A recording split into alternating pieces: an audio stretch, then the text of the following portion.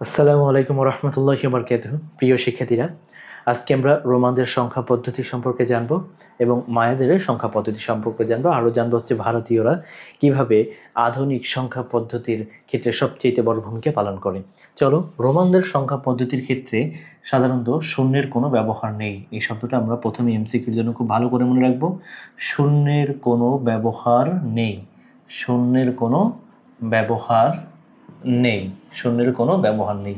রোমানদের সংখ্যা পদ্ধতিতে 7টা প্রতীক ব্যবহার করা হয় এবং 7টা প্রতীক দিয়ে 7টা মানকে ইন্ডিকেট করে।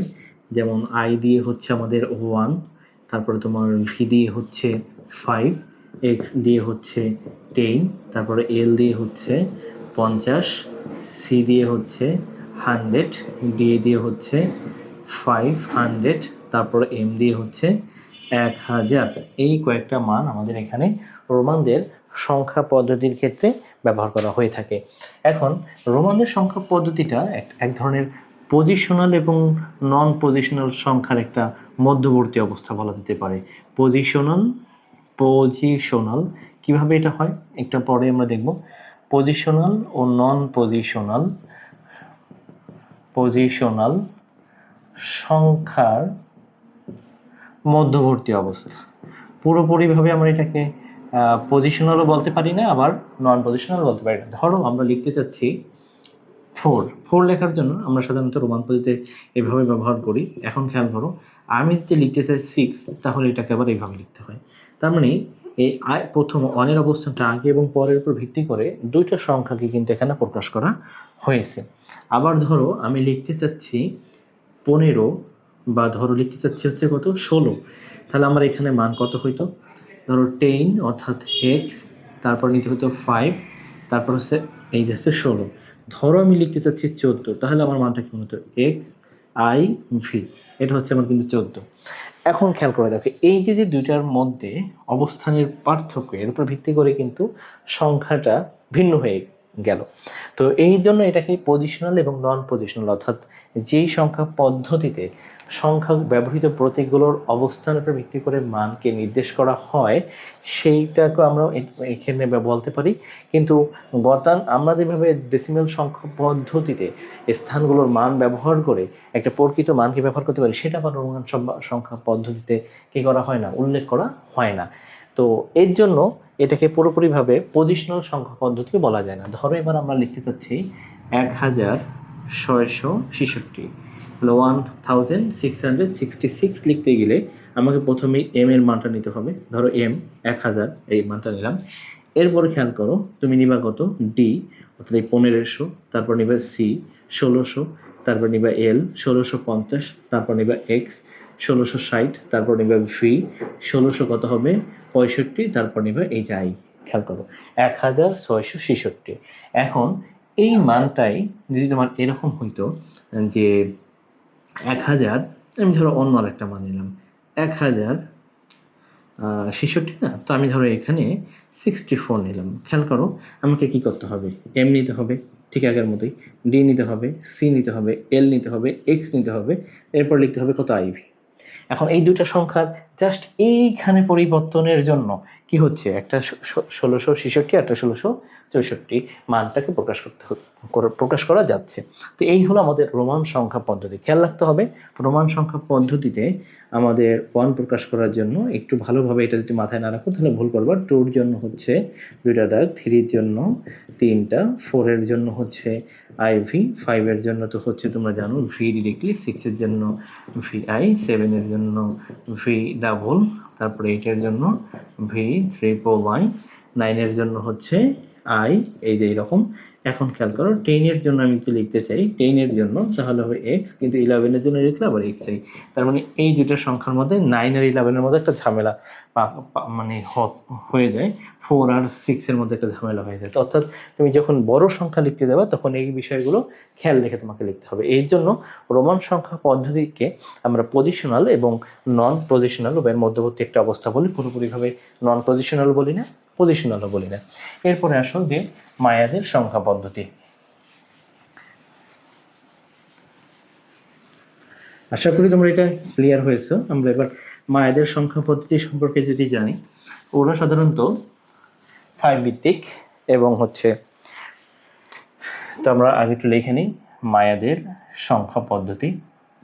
মায়াদের সংখ্যা পদ্ধতি লেখা যেরকমই হোক তোমরা একটু বুঝে নিবা। তোরা সর্বপ্রথম শূন্যের ব্যবহার শুরু করে, শূন্যের ব্যবহার শুরু করে এবং শূন্যের ব্যবহার শুরু করলেও ওরা সাধারণত তিনটা প্রতীক দিয়েই সংখ্যাগুলোকে প্রকাশ করা হতো। তিনটি প্রতীক দিয়ে সংখ্যাগুলোকে প্রকাশ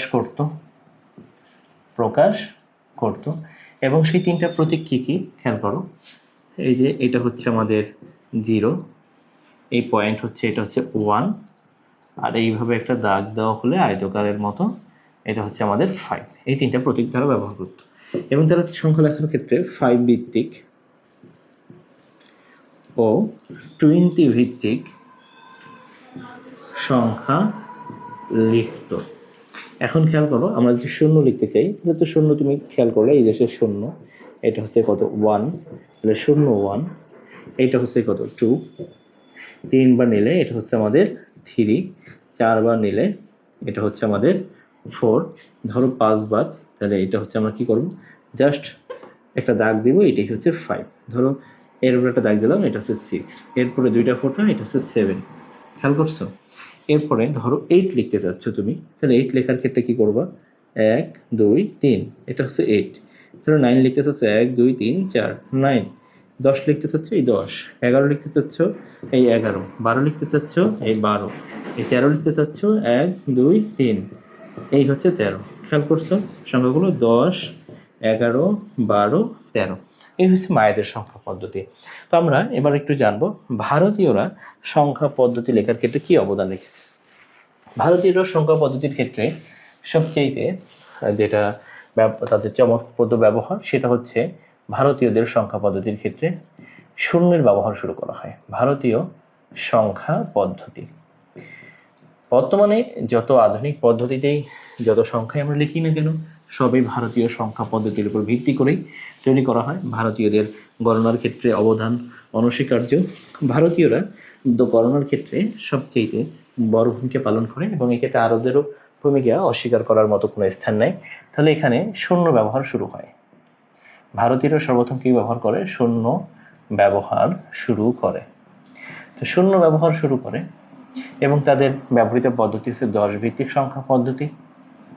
10 ভিত্তিক সংখ্যা পদ্ধতি অর্থাৎ তারা 10টা সাইন ব্যবহার করতে, 0 1 2 3 4 5 6 7 8 এবং হচ্ছে 9, এবং তাদেরটা একটা পজিশনাল সংখ্যা পদ্ধতি, অর্থাৎ এই সংখ্যাগুলোর নাম্বার নিজস্ব অবস্থানের পরিবর্তন হলে সেটা ভিন্ন ভিন্ন মানকে কী করতে পারে, প্রকাশ করতে পারে।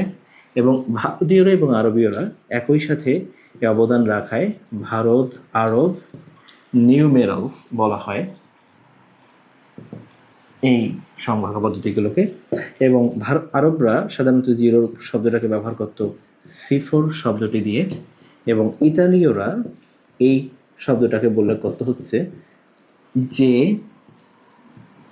আচ্ছা জিপেরো না জেপিরো, আমি এটা আমার মনে নেই, আমি একবার একটু শেয়ার হয়নি বই থেকে, জেপিরো, হ্যাঁ ঠিক আছে, জেপিরো বলতো। এটা থেকে পরবর্তীতে 0 শব্দটার উল্লেখ হয়।